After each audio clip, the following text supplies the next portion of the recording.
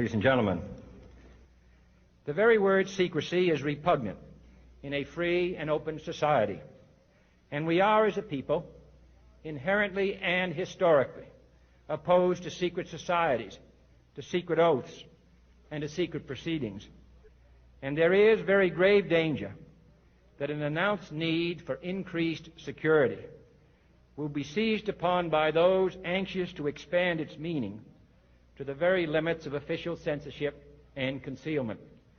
That I do not intend to permit to the extent that it's in my control.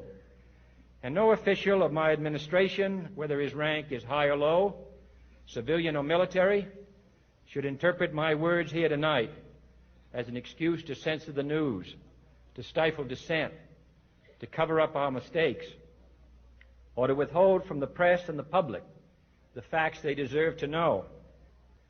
For we are opposed around the world by a monolithic and ruthless conspiracy that relies primarily on covert means for expanding its sphere of influence, on infiltration instead of invasion, on subversion instead of elections, on intimidation instead of free choice, on guerrillas by night instead of armies by day.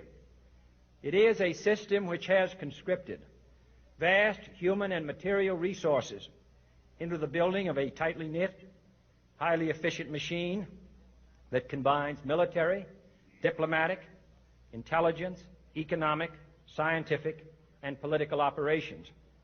Its preparations are concealed, not published. Its mistakes are buried, not headlined. Its dissenters are silenced, not praised. I am not asking your newspapers to support an administration, but I am asking your help in the tremendous task of informing and alerting the American people. For I have complete confidence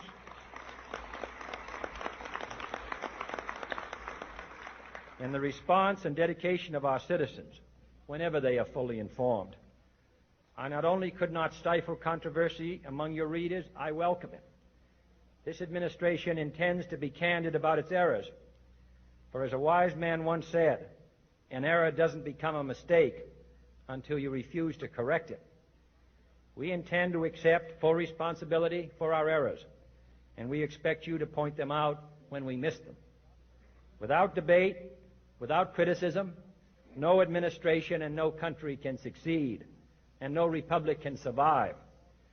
That is why the Athenian lawmaker Solon decreed it a crime for any citizen to shrink from controversy. And that is why our press was protected by the First Amendment, the only business in America specifically protected by the Constitution, not primarily to amuse and entertain, not to emphasize the trivial and the sentimental, not to simply give the public what it wants, but to inform, to arouse, to reflect, to state our dangers and our opportunities, confident that with your help, man will be what he was born to be, free and independent.